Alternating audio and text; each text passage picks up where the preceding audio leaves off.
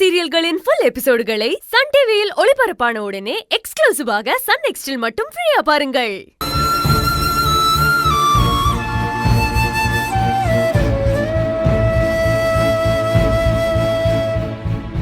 மூர்த்தி, மூர்த்தி, சொல்றத கேளு. நான் எங்க இருந்தாலும் கையில என்னோட பொண்ணுதான், அது மாறாது. நான் இங்கேயே நின்னு அவளை வாழ்த்திக்கிறேன்டா. நீ சபையில இல்லனா கையில் ஒரு மாதிரி கஷ்டப்படுவாமா. சாங்கேத்துக்குனால கையில் கூட வந்து நில்லுமா. வாமா. ஐயோ சொன்னா கேளு மூர்த்தி. நான் வரலடா. எங்கடா திடீர்னு காணாம போயிடுற? அதானே இங்கதான் பெரியப்பா இருந்தேன். சரி, பொண்ணு வீட்ல இருந்து முறை செய்ய பொண்ணோட அப்பா அம்மாவா ஐயா கூப்பிடுறாரு. நானும் வடிவும் போறதா இல்ல கையலுக்கு பயந்துகிட்டு வேற யாராவது ரெடி பண்ணிருக்கீங்க? ஐயோ என்ன மாமா இப்படி எல்லாம் பேசுறீங்க? கையலோட அப்பாவுக்கு கூட பிறந்த அண்ணன் நீங்க இருக்கும்போது நாங்க எப்படி மாமா இன்னொருத்தரை தேடுவோம்? அப்பா அம்மா ஸ்தானத்துல இருந்து நீங்க 2 பேரும் தான் கையில வாழ்த்தணும் மாமா. ஆமாண்டி, ஏன்னா நீ இன்னும் கொஞ்ச நேரத்துல மேல போயிடுவேன். அதை பார்த்து நான் ரசிப்பேன். அக்கா, நீங்க 2 பேரும் மனசார வாழ்த்தினாதான் கையில் நல்லா இருப்பா. இந்த ஐஸுக்கு ஒன்னும் குறைச்சல் இல்ல. நீ நல்லா இனிக்கதான் பேசுவ. ஆனா உன் மக அடங்கா பிடாரி எதிரடா எங்களை தலைய குனிய வைக்கலான்னு காத்து கிடப்பா. ஐயோ, இந்த முறை உங்க மனசு நோக்குற மாதிரி கையில் பேச மாட்டா. பேசிதான் பாக்கட்டுமே, அப்புறம் தெரியும் இந்த வடிவு யாருன்னு. வந்ததும் என்ன வெளியில போன்னு விரட்டினால அப்பவே அவ செவில திருப்பணும்னு எனக்கு ஆத்திரம் வந்துச்சு. ஆனா உன் மூஞ்சிக்காக மட்டும்தான் நான் சகிச்சுக்கிட்டு போனேன். இங்க பார், இந்த சபையில மட்டும் அவ எங்களை ஏதாவது அசிங்கப்படுத்தினா அவ்வளவுதான் காமாட்சி. இந்த வடிவை நீ வேற மாதிரி பாப்ப. ஈவி இறக்க பாக்காம நாக்க புடுங்குற மாதிரி கேள்வி கேட்ப. அக்கா வேண்டாங்கா, உங்களுக்கு கெஞ்சி கேக்குறேன். சண்டைங்கிற வார்த்தையை மட்டும் விடாதீங்க. இனிமே உங்களை அவ அப்படி எல்லாம் பேச மாட்டா. கையலோட நிச்சயம் நல்லபடியா நடக்கணும். அவளுக்கு அப்பா அம்மா ஸ்தானத்துல இருந்து நீங்க தான் எல்லாமே பண்ணணும். வாங்க வாங்க பெரியமா, வாங்க. வாங்கக்கா. ஏய் நில்லு நில்லு.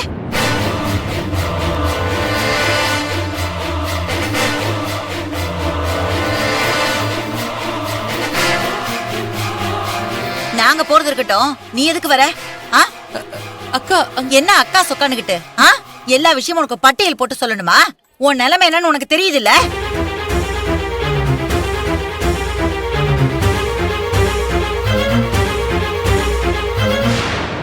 உன் மக தீர்க்க சுமங்கலியா வாழணும்னு ஆசை இருக்கா இல்லையா? தாலி இழந்தவ நீ எல்லாத்துக்கும் உன் மூஞ்சிய கொண்டு வந்து காட்டலாமா? பெரியமா,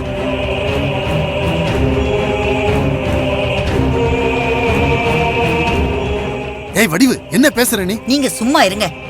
தான் பொண்ணோட நிச்சயங்கவும் என்ன செய்யறோம்னு தெரியாம காமாட்சி எப்படி ஆர்வத்துல துள்ளி குதிச்சுக்கிட்டு இருக்கா. விதவை இவ வாழ்த்துனா கையில் எப்படி அவ புருஷனோட ஒன்னா வாழுவா? இங்க பாரு காமாட்சி, பெத்த தாயாவே இருந்தாலும் ஆசீர்வாதம் பண்றதுக்குன்னு ஒரு தகுதி இருக்கு. அந்த தகுதி இல்லன்னா பிள்ளைங்களாவது நல்லா இருக்கட்டும்னு ஒரு ஓரமா போய் நிக்கணும். சபை நாகரிகம் பார்த்து நீயா ஒதுங்கி நிப்பேன்னு பார்த்தா நான் சொல்ற அளவுக்குள்ள நீ வச்சுக்கிட்டு இருக்க. பெரியமா, நான் வற்புறுத்தன பெரியமா, அதான் பெரியமா சபைக்கு வந்தாங்க. நீ சொன்னா உங்க அம்மா புத்தி எங்கடா போச்சு?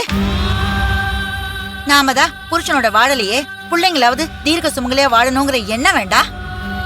ஐயோ கடவுளே பிள்ளைங்களை காப்பாத்துன்னு சாமியை டார்ச்சர் பண்ணா மட்டும் பத்தாது.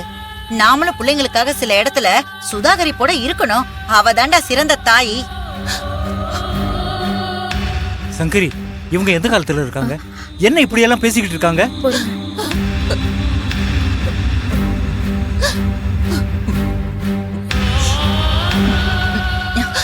ஏய் ஏய் ஏய், எதுக்கு இப்ப கண்ணை கசக்குற? நீ ஊம குசும்பா ஏதாவது பண்ணிடுவ, நாங்க ஏதாவது சொன்னா மட்டும் வருத்தப்படுவ. முதல்ல கண்ணத்தோட. ஏய், இங்க நின்னு நீ அழுவுறத மட்டும் உன் மக பார்த்தா அவ்வளவுதான். என் அம்மாவை என்னடி சொன்னேன்னு தையா தக்கான என் முன்னாடி வந்து நின்னு ஒத்த கால்ல ரெக்கார்ட் டான்ஸ் ஆடுவா. என்ன மாட்டி விட பாக்குறியா? முதல்ல கண்ணத்தோடங்கறல. சரிமா, அழாத, எல்லாரும் பாக்குறாங்க. இங்க பாரு, பெரிய மனுஷன் நடந்துக்கிறேன், ஆசீர்வாதம் பண்றேன், பொண்ணுக்கு நடக்கிற நல்லதை கிட்ட இருந்து பாக்க போறேன்னு முன்னாடி கினாடி வந்த அப்புறம் சபையில வச்சு திட்டி விட்டுருவேன் பாத்துக்க. ஏங்க வாங்க போலாம்.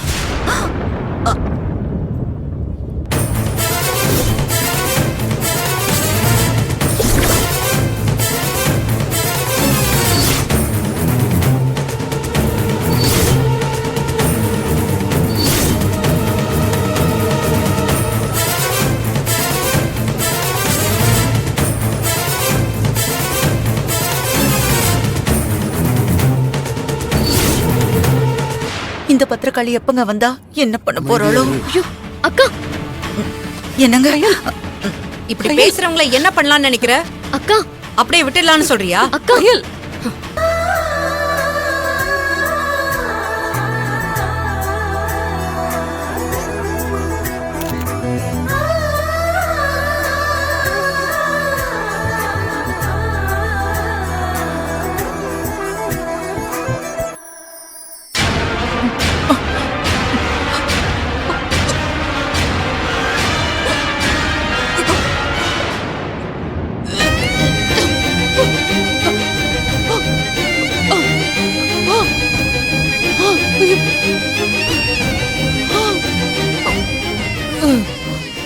கடவுளே, என்னால மூச்சு விட முடியலையே.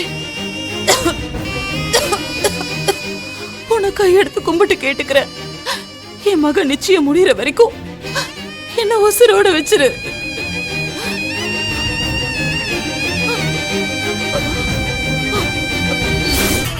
ரெண்டு பேரும் தட்டை மாத்திக்கங்க. போட்டோகிராஃபர் வாங்க எடுங்க. குடம் நிறைக்கும் வள்ளல் பெரும்பசுக்கள் நீங்காத செல்வம் நிறைந்து வாழ்க வளமுடன். மாலையை மாத்திக்கங்க.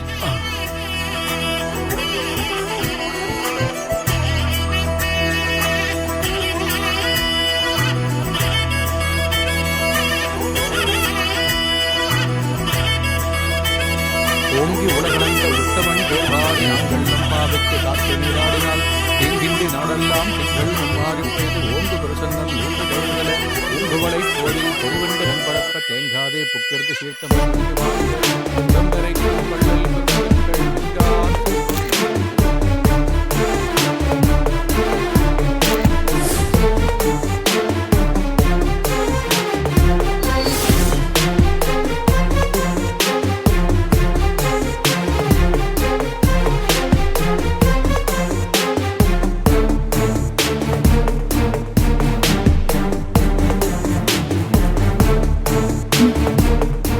என்னக்கா? இங்க வாடா. ப்ரோ நான் போயிட்டு வந்துடுறேன்.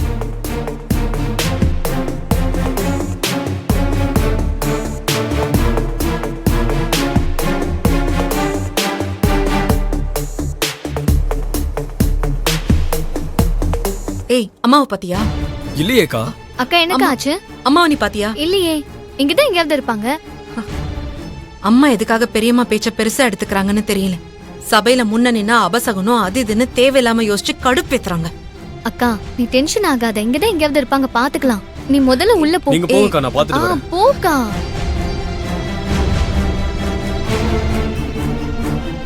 எங்கடா போனாங்க?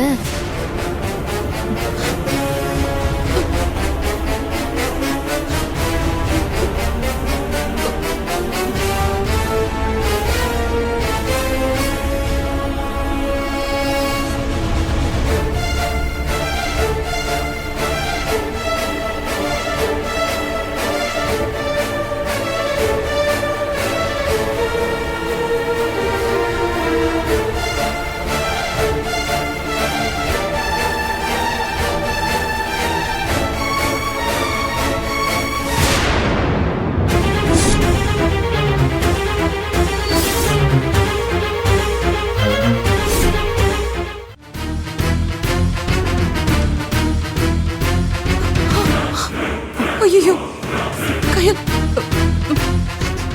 அம்மா, என்ன நீ கயல்? இங்க எதுக்கு நின்னுட்டு இருக்க? அது அது வந்து நான்- பெரியம்மா பேச்ச கேட்டு நீயும் கலங்கி என்னையும் கலங்க வைக்காத. ஐயோ அப்படியெல்லாம் எதுவும் இல்ல கயல். அக்கா பேசுனதையெல்லாம் நான் பெருசாவே எடுத்துக்கல. அப்புறம் ஏமா நீ சபையில நிக்காம இப்படி ஓரமா நின்னுட்டு இருக்க? அது பெரியம்மா நீ விதவ தூரமா இருன்னு சொன்னதை வச்சு நீ என்ன நோகடிக்காத. உன்னை அந்த கிழவி அப்படி சொல்லும் போதே எனக்கு கோவம் பத்திக்கிட்டு வந்துச்சு. மத்தவங்கள நோகடிக்கணும்னே மேக்கப் போட்டுட்டு கிளம்பி வந்துருதுங்க. ஐயோ விடு கயல், அவங்க ஏதோ பேசிட்டு போறாங்க. மா என்னால முடியலம்மா. மனுஷன்னு பிறந்தா எல்லாரும் ஒரு நாள் சாகதானே போறோம். அத வச்சு உன்னை குத்தி காட்டுறாங்கன்னா இவங்கெல்லாம் என்ன ஜென்மம்னு எனக்கு தெரியலம்மா. மூட நம்பிக்கையில அந்த கிழவி பேசுதுன்னா நீயும் அதை நம்பிக்கிட்டு மா எனக்கு நடக்க போற நல்லத கண்குளிர பார்க்காம இப்படி தூரமா வந்து நிப்பியா? இனிமே அவங்க ஏதாச்சும் சொல்லட்டும், சபையில வச்சு அந்த பொம்பளை மண்டைய பழக்கிறேன். ஐயோ கயல், நான் அதுக்காகலாம் இங்க வரல. இன்னும் நிறைய சொந்தக்காரங்க எல்லாம் வர வேண்டி இருக்கு. அவங்கள வரவேற்க தான் இங்க வந்து நின்னுட்டு இருக்கேன். மா, போய் கூட சொல்ல தெரியாது உனக்கு.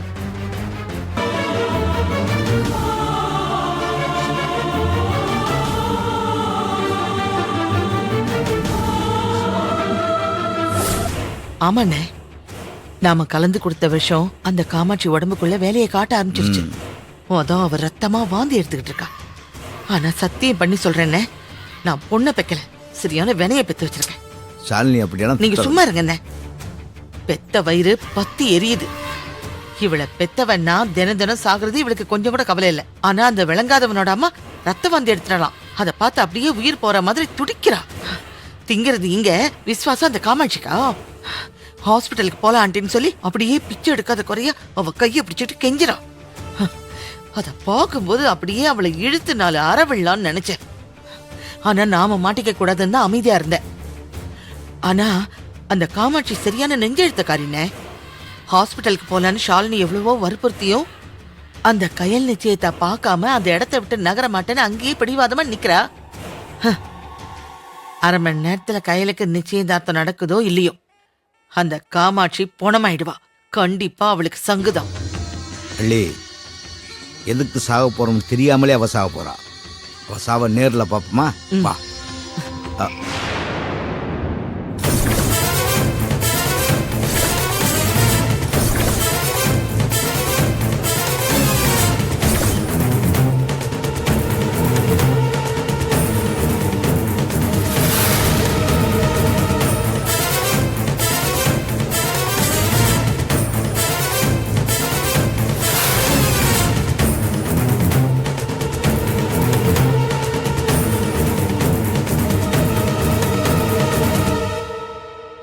எதுக்கு சம்பந்தி என் மேல இவ்ளோ வன்மோ?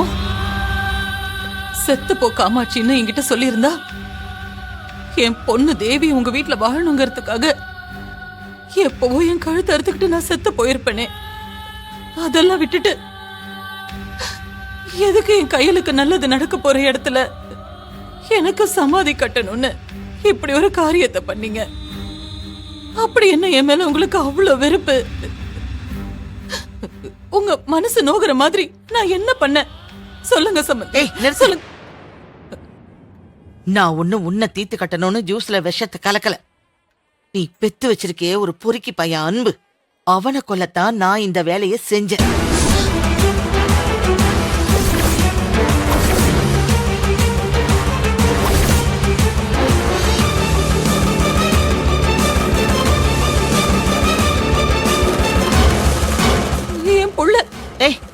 அவ உனக்கு புள்ள இல்லடி, உனக்கு பிறந்த தொல்லை.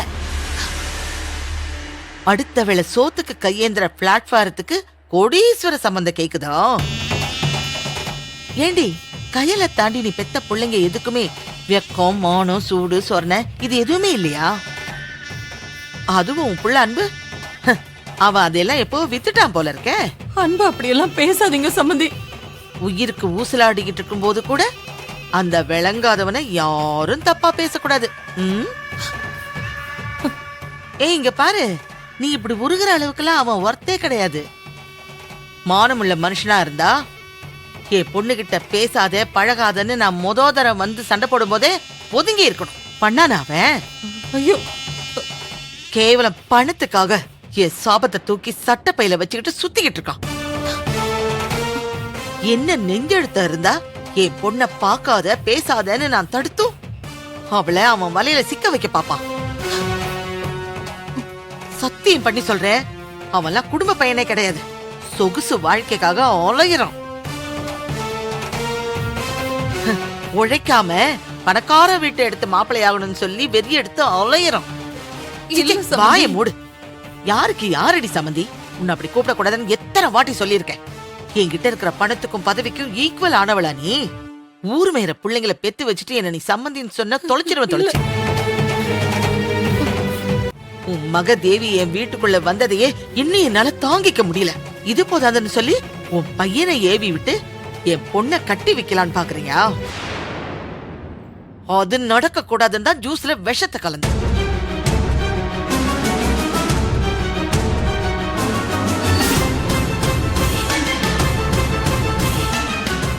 அந்த ஜூஸ குடிச்சிட்ட. உண்மையை தெரிஞ்சுக்கிட்டு ஒரேடியா சாவு.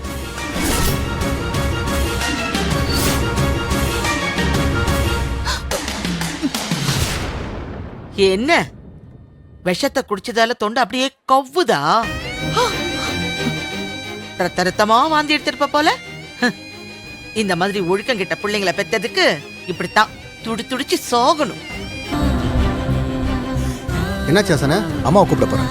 அம்மா சபையில வந்து நில்லுமா. பரவாயில்லடா, நான் இங்கே இருக்கேன், பாத்துட்டு தானே இருக்கேன். அம்மா பாத்தீங்களா, நீங்க ஆசைப்பட்ட மாதிரி ஊர் ஜனங்க வாழ்த்த மாப்பிள்ளையும் கையிலையும் பாருங்கம்மா. இனிமே கையிலோட வாழ்க்கையில எந்த பிரச்சனையும் இருக்க கூடாதுமா. மா அங்க பாருமா, கையில் முகத்துல எவ்வளவு சந்தோஷம்னு அப்படியே ரசிச்சு பாத்துக்கிட்டு இருக்கலாம். மா என் கண்ணே பற்றும் போல இருக்குமா. மா இதுக்கு தான் இவ்வளவு கஷ்டப்பட்டோம். கையில் முகத்துல தெரியுற இந்த ஒத்த சிரிப்புக்கு முன்னாடி பெரியப்பா பெரியமா பண்ண டென்ஷன் எல்லாம் எனக்கு ஞாபகத்திலே இல்லம்மா. மா கையில ஊரே வாழ்த்தும் போது அப்படியே பூரிப்பாவும் பெருமையாவும் மனசு நிறைஞ்சிருக்குமா. அம்மா கல்யாணத்தை இதை விட கோலாகலமா நடத்தணுமா, அதுதான் என்னோட ஆசை. அது வரைக்கும் நான் உயிரோட இருக்க மாட்டேன் மூர்த்தி. என் ஸ்தானத்துல இருந்து எல்லா பொறுப்பையும் நீதான் பாத்துக்கணும். என்னம்மா? நான் இங்கே இருக்கேன்டா. சரி நீ நான் போ. போறேன், நீ வா. போ.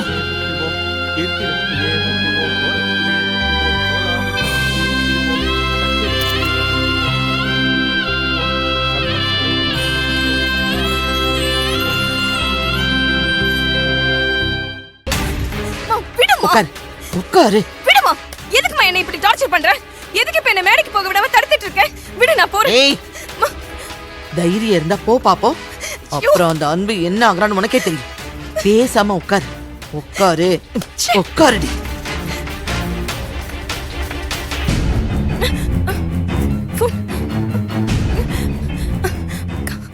கையில நிக்காது, போன் பண்ணுவோம்.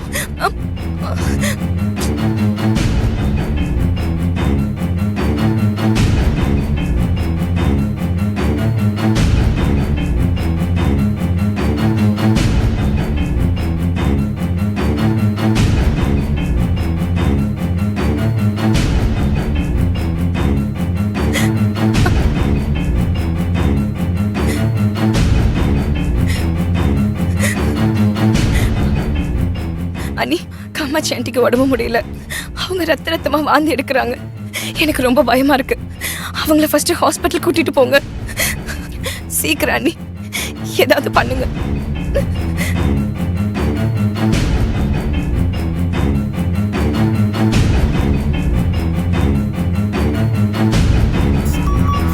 இப்போ ஓகே.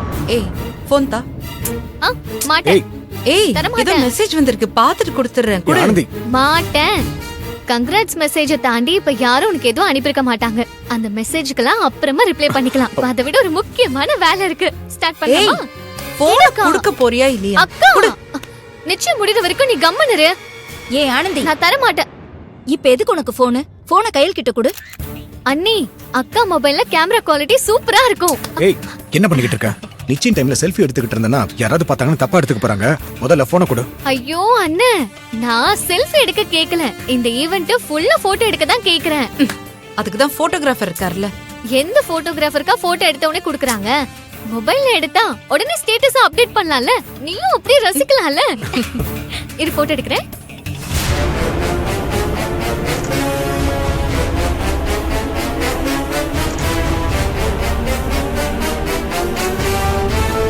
சொன்னா கேட்க மாட்டேங்கக்கா.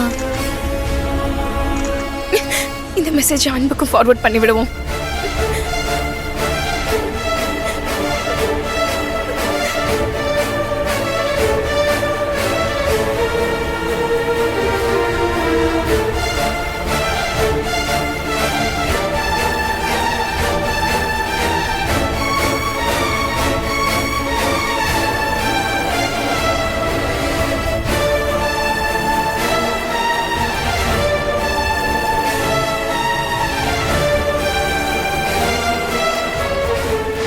நிச்சயதார்த்த பத்திரிகையை படிச்சிடலாமா? தாராளமா பிடிக்கலாம் ஐயா.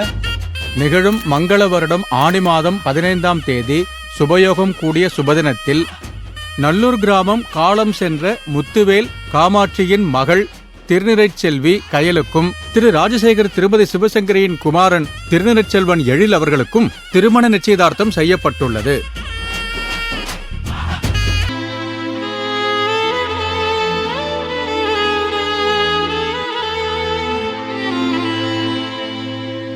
மூர்த்தி, அழாதீங்க. முடியல எழில், எங்க அம்மாவை இந்த நிலைமையில என்னால பார்க்க முடியல. ரத்த வாந்தி எடுத்து கோயில மயங்கி விழுந்தப்ப என்ன சுத்தி என்ன நடக்குது, இதெல்லாம் நிஜமானு எனக்கு ஒண்ணுமே புரியல. இந்த உலகமே இருண்டு போன மாதிரி இருந்துச்சு. மத்தவங்க மாதிரி எங்க அம்மா உடம்பு முடியாமலாம் இல்ல, வீட்டு வேலை எல்லாம் செஞ்சு நல்லா ஆரோக்கியமா தான் இருந்தாங்க. அப்ப எதுக்கு திடீர்னு ரத்தவாதியெல்லாம் எடுக்கணும்? அதுக்கான காரணம் என்ன எனக்கு ஒண்ணுமே புரியல எழில். என் உசுரே போனாலும் மிச்சம் முடிகிற வரைக்கும் எந்த பிரச்சனையும் வரக்கூடாதுன்னு எங்க எல்லாருக்கிட்டையும் சத்தியம் வாங்கினாங்க. அவங்க உணர்ச்சி வசப்பட்டு சொன்ன அந்த வார்த்தை எங்க அம்மாவை இந்த இடத்துக்கு கொண்டு வந்து சேர்க்கணும்னு நினைச்சு கூட பார்க்கல. அழாதீங்க. கையல் கல்யாணத்தை எப்படியாவது பார்க்கணும்னு அவங்க துடிச்சதுக்கான காரணம் இப்பதான் எனக்கு புரியுது.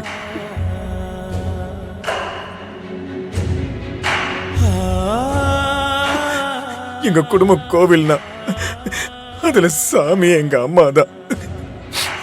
நாங்க எல்லாரும் வாழணும்னு தான் சோகத்தை மறைச்சுக்கிட்டு தினம் தினம் சிரிச்சாங்க. இப்ப எங்க எல்லாரோட சந்தோஷத்துக்காக அவங்க உடம்புல இருந்த பிரச்சனையை மறைச்சிட்டாங்களே. எங்க அப்பாவை பாதியில எங்க கிட்ட இருந்து பிரிச்சுட்டேன்னு தினமும் கடவுள் கிட்ட சண்டை போட்டாலும் எங்களையும் நினைச்சு எங்களுக்காக வாழ்றேன். இப்படி ஒரு அம்மாவை கொடுத்ததுக்கு கடவுளுக்கு நன்றி சொன்ன. அந்த கடவுளுக்கு அது கேட்கலையா?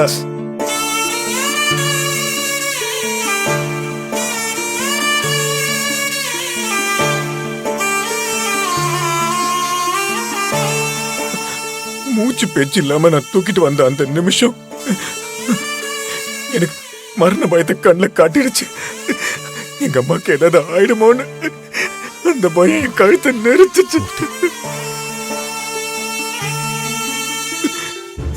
இந்த உலகத்திலேயே நம்ம சந்தோஷமா வாழ்றத பார்த்து ரசிக்கிற ஜீவன்னா நம்ம பெத்த அம்மாவோ அப்பாவும் தான். அவங்க நமக்கு கிடைச்ச பொக்கிஷம். போயிட்டாங்களேன்னு அழறத விட அவங்க கூட இருக்கும்போது பக்குவமா பார்த்துக்கணும் எழு. ஆனா இந்த குடும்பத்துக்கு மூத்த பையனா அதை நான் பண்ணலையே. நான் ஒரு பாவி பாவி பாவி பாவி பாவி பாவி.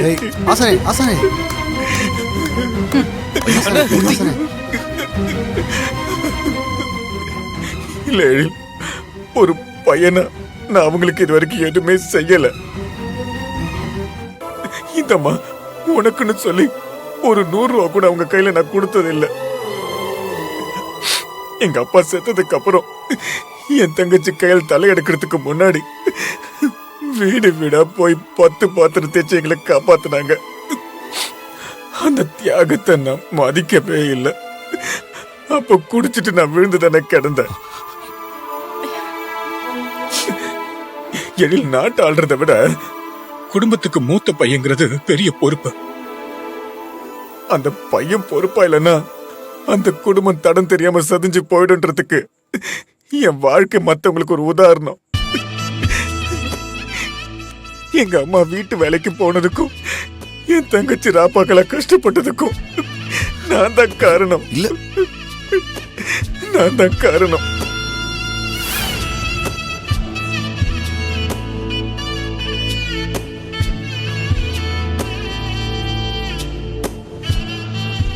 மனுஷனா பிறந்தா என்ன மாதிரி பொறுப்பு இல்லாமலாம் இருக்க கூடாது.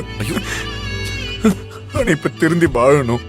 சொந்தமா ஒரு வீடு கட்டி அதுல எங்க அம்மாவை மகாராணி மாதிரி வாழ வைக்கலான்னு ஆசைப்படும் போது இப்ப ஹாஸ்பிட்டல்ல இருக்காங்க.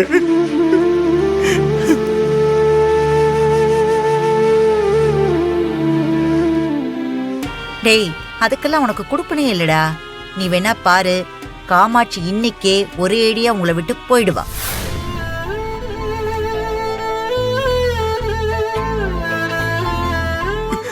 பாதி வாழ்க்கை நான் தொலைச்சதுக்கு அப்புறம் அந்த கடவுள் என்ன திருத்தினா. எனக்கு எனக்கு இப்பதான் தோணுது, எனக்கு அப்பா இருந்திருந்தா என்ன கண்டிச்சிருப்பார்ல. பெரிய பாபு, இப்படி பண்ணாதடா, குடிக்காம பொறுப்பா வேலைக்கு போடான்னு புத்தி சொன்னாலும் இந்த மரமண்டைக்கு உரைக்கல.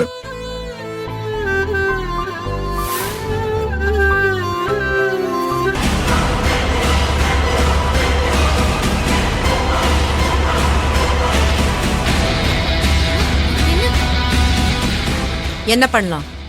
என்ன வேணாலும் பண்ணலாம் கையல்.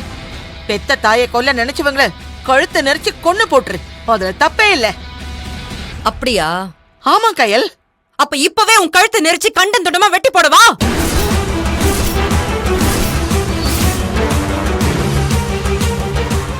கையல், என்னங்க பண்ற இது?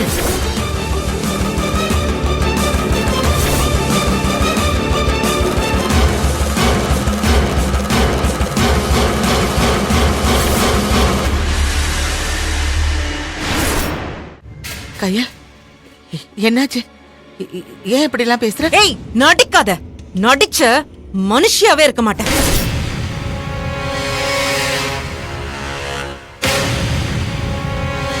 எங்க அம்மா உனக்கு அப்படி என்ன கெடுதல் பண்ணாங்க? மரியாதை குறைவா திட்டும் போது கூட சம்மந்தின்னு சகிச்சுட்டு தானே இருந்தாங்க.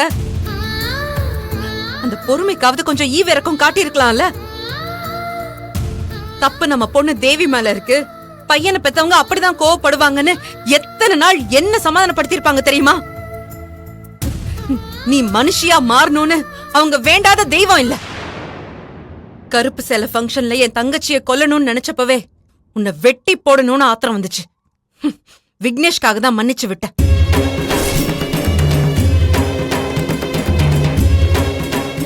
அப்போ விட்டல்ல, அதான் இப்போ என்னோட ஃபங்க்ஷனுக்கே வந்து என் அம்மாவுக்கே விஷத்தை கொடுத்திருக்கேன்.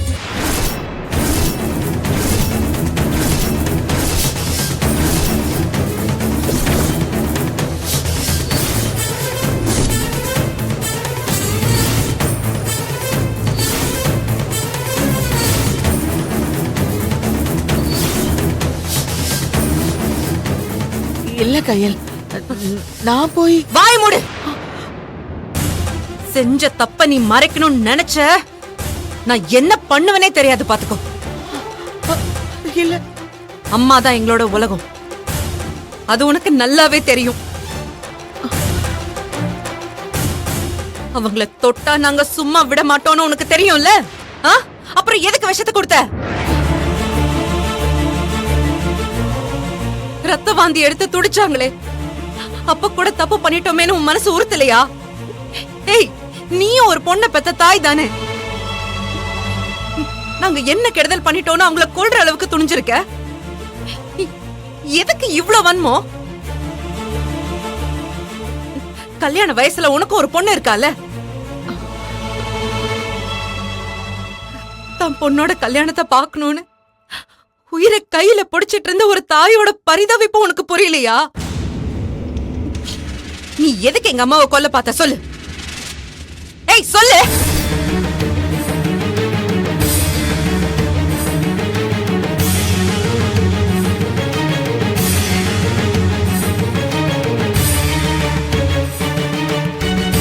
கையல், என்ன கையல், ஏன் மேல சந்தேகப்படுற? நான் எப்படி இதுக்கு காரணமா இருப்பேன் நீ நினைக்கிற? நான் அடிச்சு சத்தியம் பண்ணி சொல்றேன், இந்த கலவரத்துக்கு காரணமே உன் பெரியப்பா பெரியமாதான். ஏய் நடிக்காத.